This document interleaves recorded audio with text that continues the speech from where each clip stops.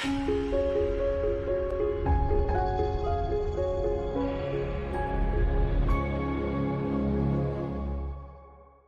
so I'm a best-selling author, a narrator, as well as my book, as part of the audio book. I'm a speaker and also a storytelling coach. That's what I do for my sins. A bit more about my story in a second, but before we get into that, I'd just like to ask you all a question in the chat, if you would. I don't have any clever Menti type stuff, just in the chat, nice and quick and easy, hopefully. I said it as Ange looks at me and a bit worried. But the question I'd ask you all is I'd like you to write into the chat, how many times a day do you communicate? That could be any form of communication, email, chat, presentation, meeting, anything. Any time you communicate, how many times a day do you communicate? 1,000. Stephanie's busy. 10,000. Angie's really busy. Too many. 10. Oh, I'd love to live that life. 25 times 20, 100 to 200. Okay. Perfect. So in short, a lot of times. The next question I'd like to ask you is how many times in a day do you storytell? So you've given me how many times you communicate. How many times do you storytell in a day?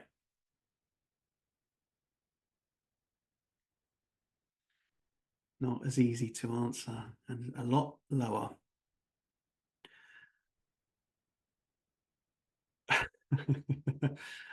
So what I can see from the answers is not dissimilar from the answers I get from every single time I speak to people about communication and storytelling. The amount of times you communicate is super, super high, but the amount of stories that are told or storytelling is used is significantly lower. I hope by the time we finish this session, your second answer will be a lot closer to the first. But we'll come on to that. I will do my final question, and I'll do it now. A simple yes or no. Do you like Brussels sprouts?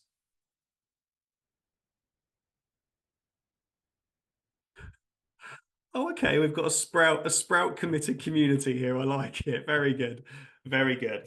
Well, I don't have a perfect recipe for it, but a bit of bacon, a little bit of salt, maybe a bit of reduced down tomatoes, and they taste absolutely lovely. So there we go. But look, thank you for engaging with me at the start there. And of course, today's session is about storytelling and the importance and relevance of it for you as Scrum Masters or within a Scrum community. So moving on, I live and I grew up by the seaside. I'm very fortunate where I live. I live about 3 minutes from the sea by car, 3 minutes by car from the beach. And I live in a town called Ramsgate, which is in the southeastern tip of England. So super close to Calais and France. And I've been here for a big part of my life. The first 18 years before I then moved away to pursue education higher education in university. And throughout my early years, I always found myself very socially awkward. I really struggled with my ability to communicate and engage with people. It was a big challenge for me. And you'll see a picture of me there, the middle one in the bottom on the left-hand side, wearing very tight and high green shorts, I might add. Green is obviously a color of mine. Here we go. On the left-hand side, next to my brother, who's a big part of my life. And that physical image of me you see in that picture is a big representation of how I was in my younger years. And that kind of followed me through my schooling years. But as my schooling years started to develop, I started to build a little bit of confidence. I found myself attending the odd nativity play, and then the following year being part of that nativity play, and then acting a little bit, trying to build my personal confidence and the way in which I communicated with people. And as I started to grow through that, as I started to get educated more and more, I started to realize a currency that was forming between human beings that wasn't money, but it was something that people were responding to. What you'll then see in the top right-hand corner is my family and I, who I'm very, very important. Sadly, my dad is no longer with us, but my family is super important. And we're standing outside a big hall in Southampton, in England, on my graduation day. You know, very, very proud moment with my family. I finished with what we call a Desmond, which is a 2-2, a 2-2 degree in the UK. And very proud of that. And it was in business studies. But again, through my university career of around about 4 years, I also realized the importance of a particular currency that was building up. And it allowed me to build a bit more confidence within myself. And of course, in the bottom right hand, there's me on my proud day holding my certificate, ready to go out into the big wide world, which I did. And I've been very fortunate to have worked with three big brands, big global brands, and something that I've really appreciated and enjoyed in my time.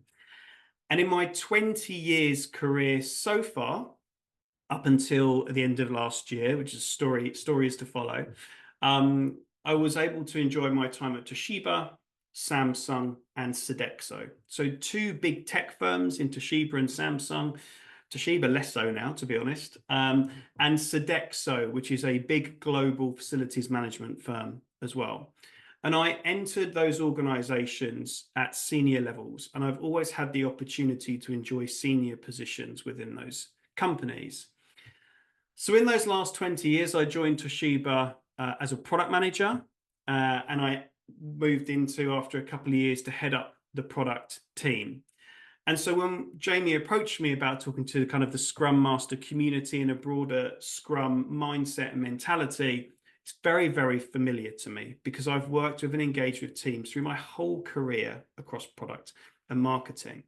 But in my time at Toshiba, I was given wonderful opportunity to manage different projects centered around photocopying devices, which at the time I found they were super interesting, as you would. But after about 5 years at Toshiba, I was then headhunted into a role at Samsung in the UK, and I headed up their B2B marketing for all of the UK and Ireland for 5 years at Samsung. And again, during that time, I had the opportunity to work on multiple different projects, but more so in that context, different cultures, and especially the South Korean cultures as well, which again challenged me in a slightly different way. Suddenly, how I was engaging with people of certain nationalities and cultures was very different to the responses I was getting to the South Korean culture as well. Fabulous place, enjoyed a great time there, and I really enjoyed what we delivered together. And then after five to 6 years at Samsung, I was then headhunted for a role at Sodexo, where I joined their board in the UK and Ireland as their chief marketing officer. And I spent 10 years in that organization, managing and leading teams, getting involved in countless projects at both kind of UK, pan-European, and global level as well. Throughout that whole time, I was also exposed to leading people. And I'm sure many of you on this call in this community not only just lead people directly, but also have to do something which I think is even harder, is where you have to lead indirect people that don't always work for you, but work as part of other teams, whereby you have to kind of galvanize and lead that team. Very challenging at times, very challenging. But I had the opportunity to lead people from my very first year at Toshiba all the way through to my 20th year at Sodexo. And I've had the privilege of leading teams upward of 50 people directly, but also virtual teams across different continents, different time zones, and of varying different sizes. And as I cycled through my years in the corporate world and enjoyed my time in that career, there was one particular currency that I continued on from my earlier years that became a very noticeable player in how things were working out for me. And in some of these projects that I was involved with, I have had the privilege to lead mergers and acquisitions with Sodexo. I've had the privilege of building tech platforms with teams in India using agile framework, agile mindset, and an agile approach. I've also had the privilege of launching a global brand to over 30 different countries. Real privileges in what I've done, but equally, I have failed incredibly hard during that entire time. And those failures also created opportunities for me to learn. But again, there was one consistent connection that was happening throughout that time, that one currency. And that currency is what I see in business today, but I don't think everybody always sees. So what I'd like you to do for a second is just reflect and take a bird's eye view of the business that you're in. So let me try and help that visually if I can. If you take a bird's eye view of your business or the business that you're in today, that business will be managed by metrics. Metrics will manage and determine the performance of that business. Now, some of these I'm sure will be relevant and notice it's not an exhaustive list, but it gives you a flavor of the metrics that businesses are looking at. What you then do is your stakeholders in your business, the behaviors of them will drive the metrics. That's what will happen within the business. And what drives the behaviors of the stakeholders? All the different activities, initiatives, and scenarios that everybody is undergoing within the organization. So the activities and scenarios affecting the stakeholders will drive the metrics. And this, for me, is where the currency, that consistent currency that I've seen through my whole life, but also what I see in businesses every single day today, in everything that we do, boils down to one thing: the communication interactions between people. Now, the old sort of saying goes, money makes the world go round. I believe that communication makes the world go round. And the communication between human beings, it's what drives behavior and drives outcomes. So I've seen this transaction between human beings all of my life, and I've seen the way in which that currency flows between individuals, groups, bigger scale communications, every possible communication you can imagine. I've seen that currency flow through. So with that in place and with that understanding, the question then becomes, how do you raise the value of that currency? How do you make those communications more impactful? How do you make a greater impact on other people in order to get a better outcome and a more positive impact? And for me, the pathway to that is storytelling. Storytelling is the way in which you can level up currency, which is the communication between people, and how you can make a greater impact on people more times a day, more times a week, more times a year. Yet storytelling as an approach is not considered the same number of times as communication in a day. So if I go back to the questions I asked at the very start, we'll take the highest, which I saw, which was about 10,000 in terms of communications a day, and the lowest number of stories being told, which was 0, or I think even 1 or 0, I think on the earlier ones. So that gap is evident. There's a recognition from everyone in this community and beyond that communications is a currency between people. But the amount of times we use storytelling to level the value up of it is almost 0, which for me is a huge gap of opportunity that exists for individuals, teams, leaders, businesses, in whatever role that you do. If you communicate with people on a day-to-day basis, then you have a wonderful opportunity to improve the impact that you make through the superpower that I believe is storytelling. So this is, as you can probably imagine, a passion for me. So passionate that I took the decision to step away from my old job. I spoke to my wife, who initially wasn't too pleased about the idea, but I decided that I wanted to step away from my role at Sodexo as CMO, which was in October last year, and I wanted to refocus myself on a mission in order to close that gap of storytelling in the workplace and beyond, and more so to take storytelling even further. So I want to positively impact people of all ages through the power of storytelling. That's a personal mission that I set myself. And this was a mission that I set myself in October last year and have been following ever since. So you might be thinking, what's the whole link to do with Brussels sprouts, other than the heavy greenness in what I'm showing with you on screen and wearing in person?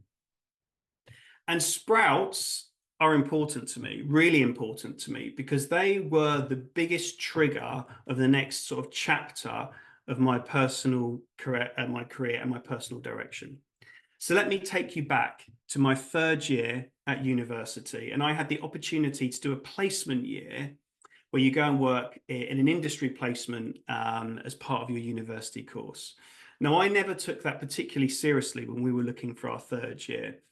But one of my friends was going to an interview at a company, and he said, Jamie, why don't you come along with me? Come on, apply for the role and let's go together. So I did. I jumped in the car and we were driving along. And I said, do you know what, Simon? I said, I'm really excited to interview for a Japanese car manufacturer. Now, actually, as you all know, Toshiba is where I started out, not quite a Japanese car. So after 20 years in marketing, I clearly didn't learn at the first stage to do my research. But anyway, we got there and we both interviewed for the role. We came back and I got the letter to say that I got the job. So I sort of came in on my first day, sat down with my two managers, and they said, you know, congratulations, welcome. And I said, can I ask one question? And they said, of course, Jamie, what's that question? And I said, what was the reason why you chose me? You know, why did I get the job? Because quite frankly, my friend was a lot cleverer than I was, you know. So why did I get that job? And they said, Jamie, it was a story you told us about sprouts. And this was a question that they asked me. They said, Jamie, what is your proudest moment so far? And what I told them the story of was that one year during Christmas, I was working in my local greengrocers. And on that particular day, as a business, we sold 28 bags of sprouts. And I told this story to them with so much passion and pride in the fact that we'd beaten this record, even though my boss couldn't quite clarify it, but in my mind, we'd beaten the record, that we'd sold so many sprouts that day. It really lifted my energy. I was very enthusiastic about it. And they said, Jamie, it was that story that made you different. It was that stood you out, and we thought to ourselves, we really want to work with this person. Nothing to do with anything else. It's what stood you out and made you different.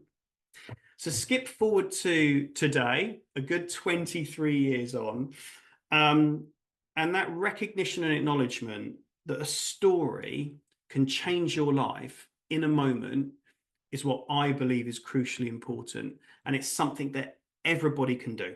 You don't have to be a rocket scientist or even a Scrum Master to use storytelling to make a positive impact on human beings.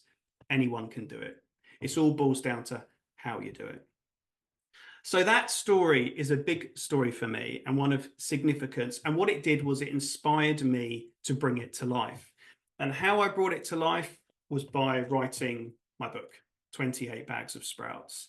And it was a book that I started writing in October last year that I released in March of this year, published exclusively through Amazon. And within its first month, it was kindly demonstrated there by Jamie. It became Amazon's hottest new release in its category and also top 5 bestseller in its first month in business communication. And it's something that subsequently I've also recorded the audio book for, which was, you know, tremendous fun. But I took the decision to write this book because I was passionate about storytelling, but I was also passionate about simplifying it and bringing it together in such a way that people can start to use it on a day-to-day basis in every single communication that they embark on, whether it be a one-to-one chat, an email, whether it be a meeting, whether it be a pitch for a new project, whatever it might be, this can be used in every single opportunity of communication. So the book was coordinated and written and facilitated by me. You get coached as a reader on it, but it also includes 6 other contributors as well, experts in their fields that have helped to bring insight and value to the book. So the essence of the book is all about storytelling and how to take any communication through a storytelling framework to add value to that currency. So if I skip forward, I'd like to introduce you to the core model of the book, which is called the Sprout model, funnily enough. And the way in which that I view communication, any communication that you do, is like 6 different layers of a Brussels sprout. Now, the 6 different layers are also supported by a total of 28 ingredients, which you'll be pleased to know I won't be talking about here because we'll be here for a very, very long time. But in each of the layers, there's around 4 to 5 different ingredients. And those ingredients are designed to coach you, challenge you on the levels of detail in every single layer of the communication in order to get the best possible outcome you can from it. One of the reasons why storytelling is so powerful is that it's timeless. Since the dawn of time, all the way back recorded to the Neanderthal era, storytelling has played a part in human beings' lives.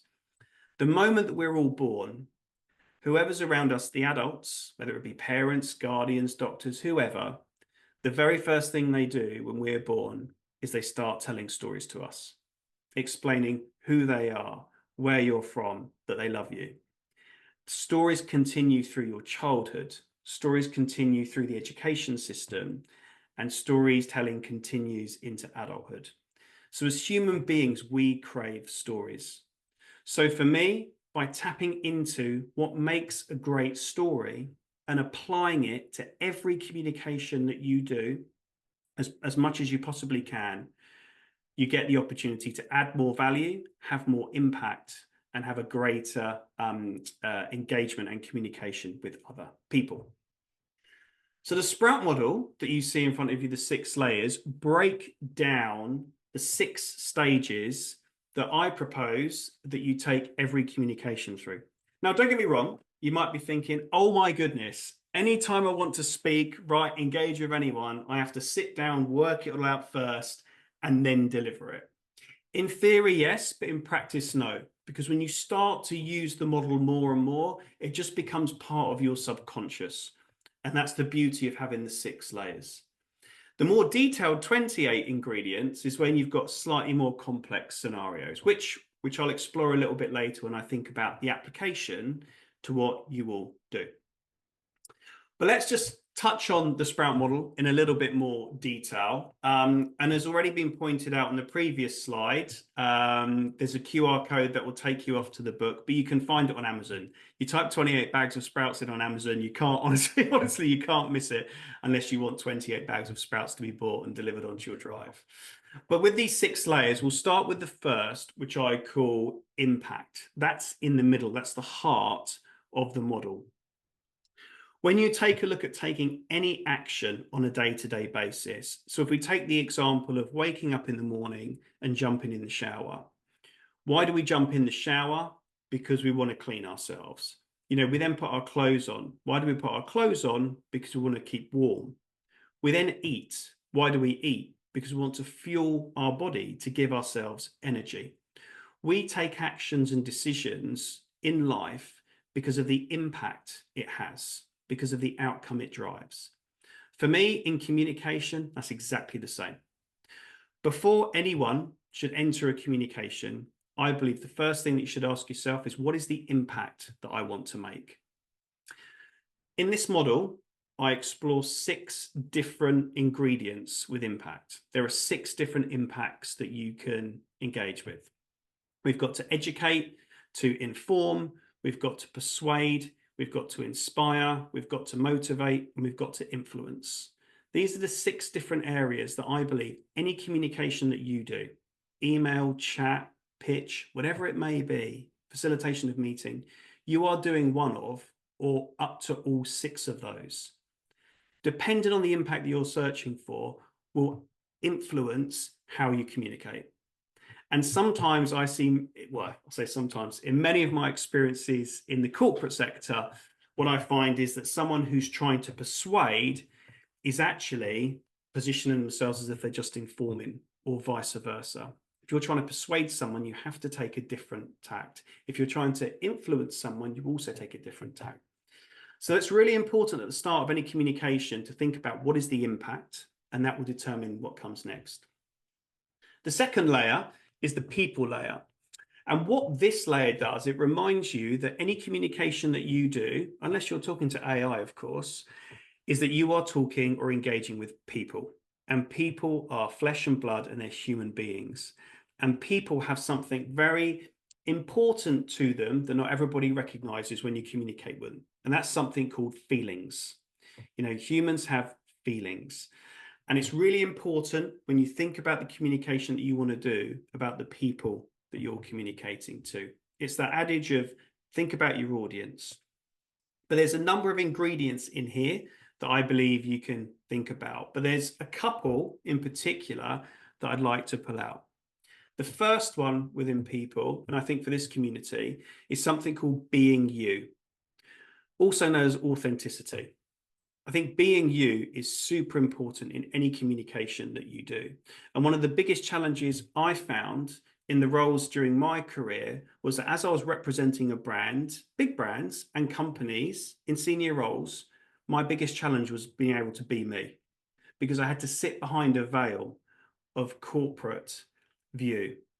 So being authentic, being you is really important, because what you'll find the majority of the time is why people engage with you, and they engage with you in the way that they do. So that's the first key one.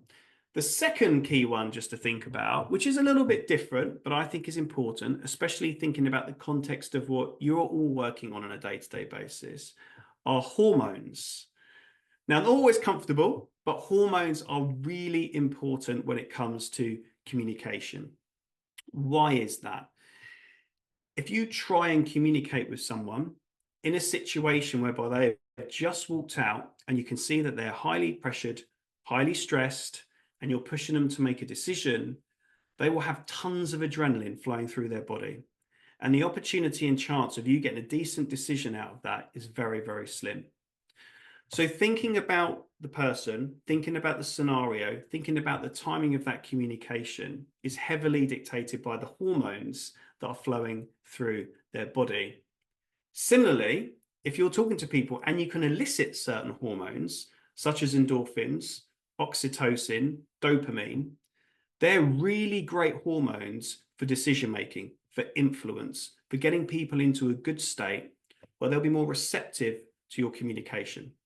So things like this are the nitty-gritties of the ingredients in the model, but more importantly, and taking a step back, thinking about the people that you're communicating to before you communicate, super important. The next layer then gets into the more traditional structure of a story. And I think to myself, you know, why would I challenge that? Why would I challenge the start, middle, and end? Because this is what every human being is surrounded by and that works. So I haven't changed that. But what I have done is I've looked at different ingredients for your start point, your main event, and your end point that you should challenge yourselves on to make sure that the core of your communication has the right things that can give you the best chance to get the impact that you're looking for. So a couple of things to call out for this particular level. In start point, really important that when you step into maybe a longer form communication, so this could be a pitch for investment for a new feature, it could be a team meeting, it could be more of a formal project update, is to lay out the direction of your communication. Where do you want to take it through that meeting? Mark yourself out, map your direction so that you ensure that your start point, your main event, and your end point is taking you to that location. That's really important.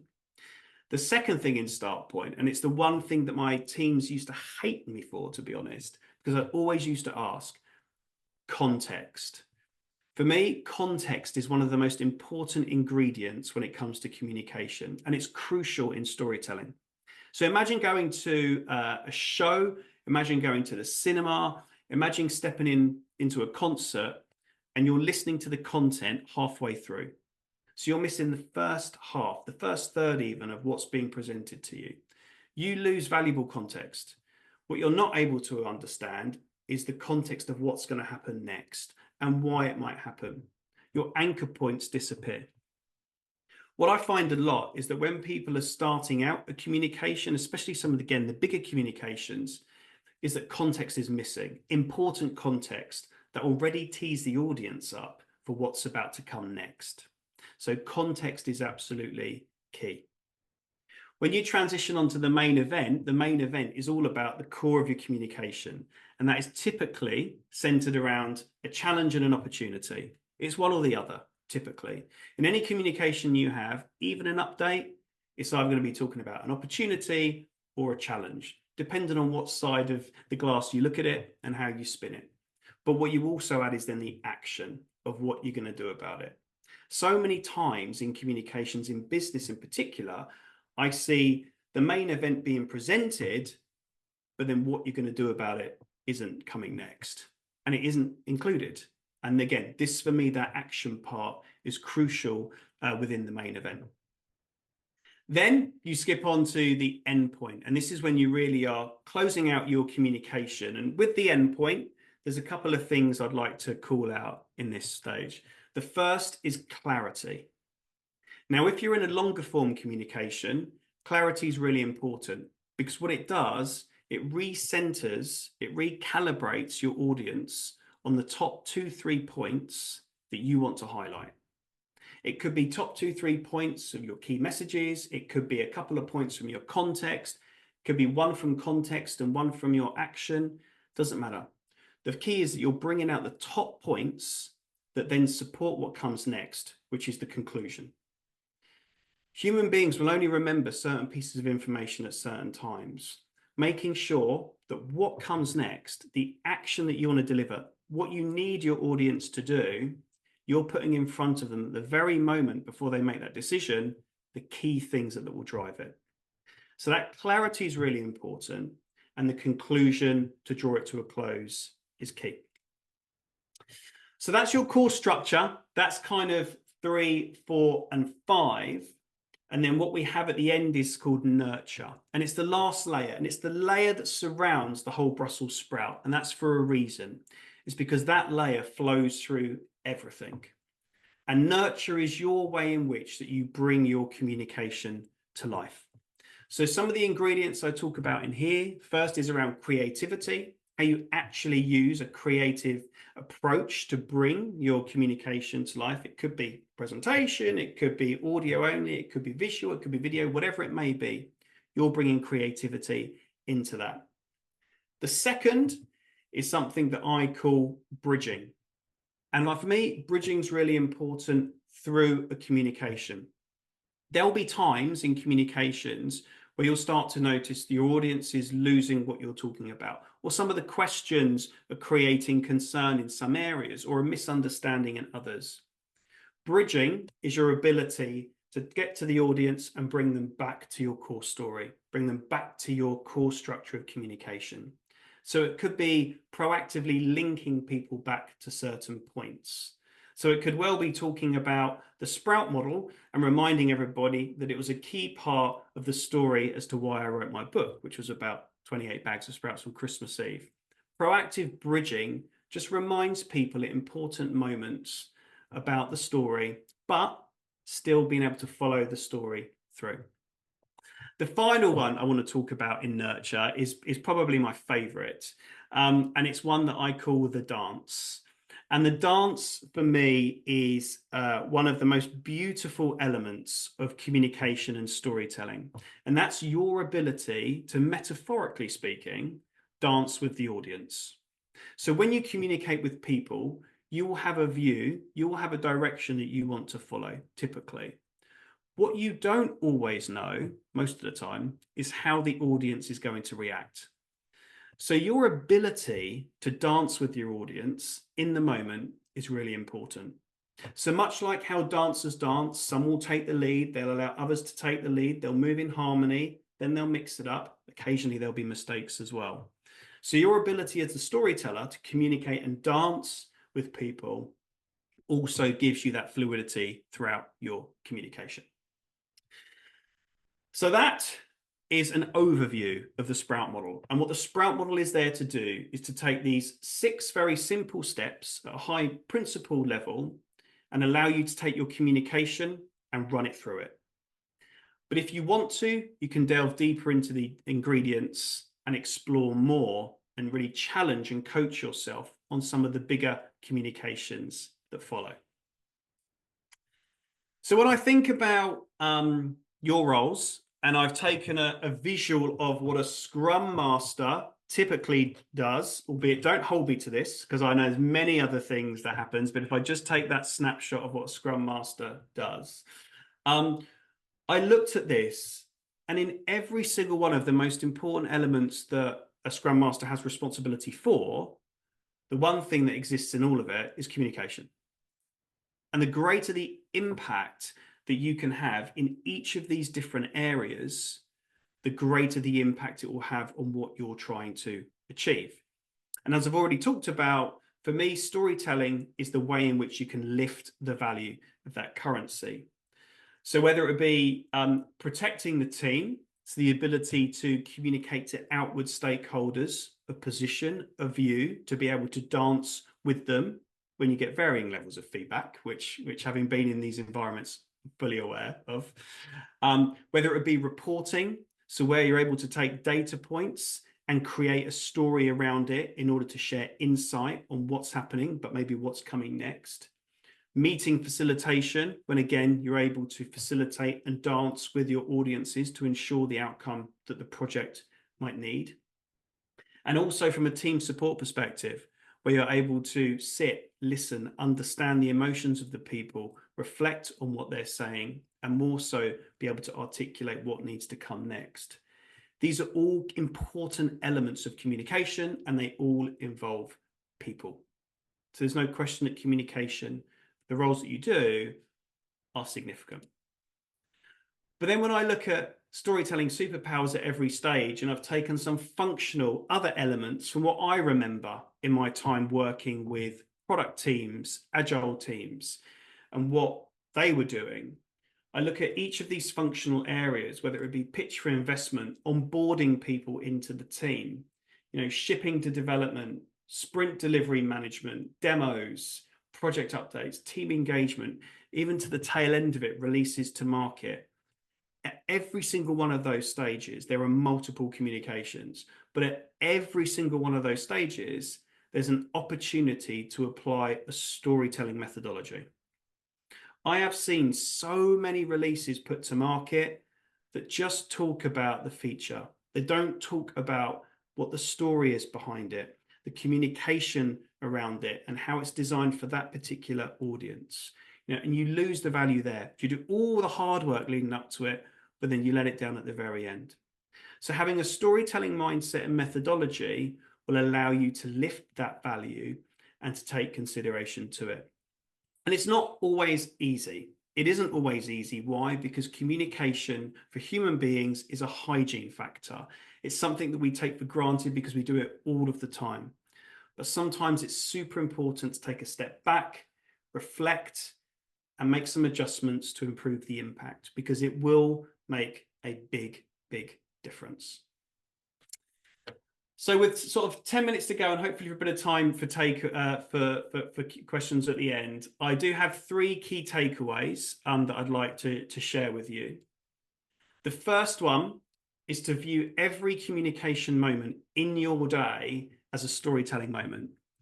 Storytelling, contrary to popular belief, isn't always about telling stories. Storytelling is about how you structure communication. So applying that to a greater number of your communications will allow you to make a greater impact. Why? Because human beings love storytelling. It's part of our DNA. The second, always apply a structure. So of course, I'd say the Sprout model, obviously I would say that. I can also say it's absolutely unique. The Sprout model does not exist anywhere else. I can firmly say that. But do use a model. And my book does explore the model in a lot more detail, for sure. But do use a model, because structure is important for many people, just to prompt, to coach, and allow to try, learn, fail, and go again. And then the final point, the beauty about storytelling is it's absolutely free. Like, you don't need a subscription. You don't need equipment. You don't need to do it at certain times of the day, or when you put the kids down to bed, or when you've got other things going on. It's absolutely free. All you need is a moment of communication with another human being, and you can practice. So practice one of the ingredients, practice one of the layers, practice it all. Doesn't matter. It's completely free, and you'll see immediate improvement. So thank you very much for listening. I think with 10 minutes left, I'm on every social media platform going, so you can't miss me. I'm the guy with Brussels sprouts behind me in green. So do give me a follow. The book's available on Amazon. That's already been pointed out in the chat. Compliments turn the ship around really well as well, apparently. But also just to let you know, I sort of mentioned at the start about my mission, which was about storytelling for all ages. And I'm very passionate about that. So while I've created 28 Bags of Sprouts for adults, as I lovingly refer to as my adult book, I've also, I'm in the process now of creating it for younger years, for children as well. So I have a picture rhyme book that's with an illustrator at the moment for ages 4 to 8. And I also have a version of it for ages 8 to 12 that I'm working on with several schools in England at the moment to bring the sprout model, hopefully make kids love sprouts as well at the end of it, but also to encourage the importance of communication and storytelling at younger ages, because for me, I think that's super important. And then the final book I'm writing, which will be released on the 1st of Jan 25, is called Sprouting Happiness. Again, a link to sprouts, but all about the importance of long-lasting happiness and how you can find it through courageous changes in your life as well. So I'll stop there. Jamie, thank you. And hopefully I've left enough time at the end for any questions. You bet. Thank you so much, Jamie. It's fantastic, and really appreciate you being here and sharing with us. I know there's a few questions here, but I'm going to start with this one just because I think that it's kind of a nice wrap up, and we've kind of have had. I think it goes well with where we're at. It's, what advice will you give someone from going from zero storytelling to some storytelling? How does one get started? So I think so the first thing is to acknowledge that it's, as I said, my last point, it's free. So storytelling, you can do it in any moment that you're communicating with someone. Okay. And you can try it, and the individual that you're doing it with won't know what you're trying, because you're communicating.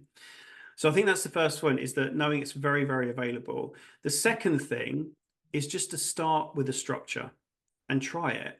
So, whether it's this particular model of the Sprout model, there's other storytelling models, like you've got the Heroes model, you've got other models that exist, but it's just taking the structure and saying, right, today I'm going to focus on making an emotional connection my priority in my communications. That's really important to me. And it might be a day when you're starting with a new team, you're working with a new member on a project group. It could be that you're talking to someone new. Just think about, how can I make an emotional connection faster? Do it, try it, and you'll see the response. Then try it again, then try it again. Then you might say to yourself, right, next time what I want to do to try it is I want to focus a bit more on context, because context is important in what I do, but I don't necessarily talk about it a great deal. Start talking a bit more about context. Which context do you think in this meeting could be more relevant than maybe what you would have done before? So it really is about recognizing that you've got available moments whenever you communicate with a human being. And the second is just to be brave in using a structure. It's like in the development realm, right? Start with an MVP. Don't go for the full product, because you'll never get there. Break it down into bite-sized chunks. So start with the MVP, start with one, and then build some confidence, and then start to put the next piece, the next piece, the next piece. And then before you know it, you're running it through the Sprout model without even realizing it. But more importantly, you're seeing the impact. I'll just give a very quick example of someone that reached out to me, someone I used to work with. They read the book, and they typically were updating the board of a company that I know well with data every single month. And they were continuously presenting Excel screenshot after Excel screenshot and just basically telling people what was on the screen. And they didn't get a particularly good response. They took that through the Sprout model. They went through it and they challenged themselves on the 6 things. And after they finished that meeting, after using it, the feedback they got was that was a significant improvement looking forward to the next one. They never had feedback like that before. The biggest change is that they challenged themselves on what they were sharing and how they were sharing it. And it was a wonderful piece of feedback. So it really is about starting, use it, and once you see the response, you want to use it more. Very nice. How about let's just go on to the next one. Well, I think that you just answered Karen's. Karen, did that last comment answer your question? Is Karen still here? She is still here. Yeah, that did answer it. Any other great examples that you could give? What is the extra that you add, for example,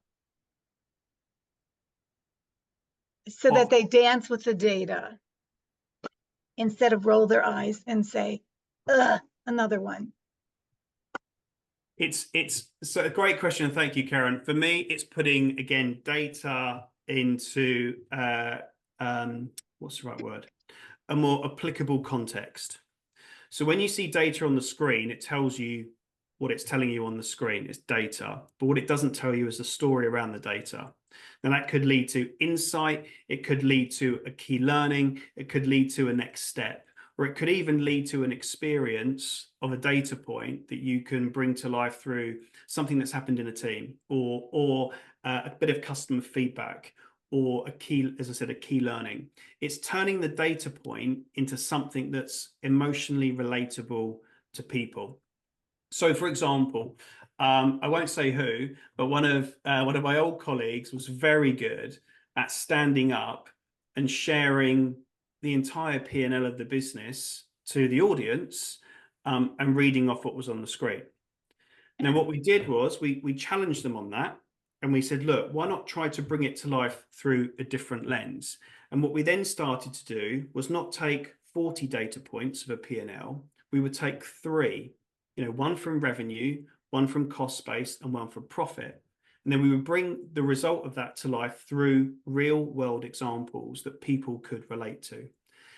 The data points are the same, but what the difference was the audience could relate to the outcomes. They could relate to the impact, and then they could start to understand and take that away. So it really is about that, relatability, bringing insight around the data point, creating a fuller outlook around it, as opposed to just a graph full of data that tells people actually the same thing they've probably been told week on week before. It's moved by 1 or 2%. So let's have the story behind it, and let's have the story of how we can fix it as well, maybe, or improve it, whatever it may be. Thank Karen, you so much. I hope that answered your question. Sorry. Yes, you did. And well. Thank you. Thank you. And so Herman asked, how can you take into account different communication styles in an audience? Some folks like lots of details, others want a short message. Yeah. So again, so the structure of the model, if I go back to the model, gives you that absolute flexibility. So in fact, the structure of the model challenges you on that exact point. So you will have different audiences. You might have an audience of 1 person, you might have an audience of 100 people, you might have an audience of 1 data-oriented individual and an audience of 10 more, let's say, creative mindset, or who take in information in a slightly different, so it's much more visual in their style. So asking yourself that question is actually the first step to working out how to adjust it. And the key is that so many people don't ask themselves those questions, because what people will do is think, I'm sitting in front of 100 people in my team, in my organization. What they forget is that there are 100 individuals in that group. Just because they work for the same company, it doesn't mean that they're an individual. So I don't think anyone could ever get to 100% perfect for every individual, unless they're all wearing VR headsets and everything's, modified and individualized in that way. But I think the fact that you're challenging yourself on that, you're asking yourself the questions of how can we best optimize it for these cohorts of people. By doing that alone, you will shift the impact of it. You'll improve the impact of that communication. So that's probably the best way to answer it. How then depends on, is it written engagement? Is it audio? Is it physical? Is it virtual? You've got all these different nuances But again, they're questions you ask yourself. The model will help you do that, but then you'll respond. And by doing that at least once, twice more, you will improve the impact because you've considered it. And that's the key thing. So I hope that answered the question. Yeah. Do you have time for one more? Oh, of course. Yeah, I'm happy to. Absolutely. This is interesting, and I think, yeah, Angela's still here. Angela Banner, do you feel there are challenges or time limits on storytelling today? For example, people kind of like their verbal communication, like or storytelling like TikTok, right, for 5 minutes or less. Yeah. And then do you think that AI will help or hurt in this space? So 2 questions. Right. Two great questions. Two brilliant questions. Okay. So in the Sprout model, I'll always go back to it. In the start point layer, one of the ingredients I have in there is one called time. And before you start any or consider any communication, you should always ask your question, how much time do I have? Or how much time is optimal for the audience and this communication? Because bear in mind, when you move on to the start point, you've already covered the people layer. So you kind of know a bit more about who you're talking to. So will there be differences? Are there challenges on time? Absolutely, yes. It's a key ingredient of impactful communication and storytelling.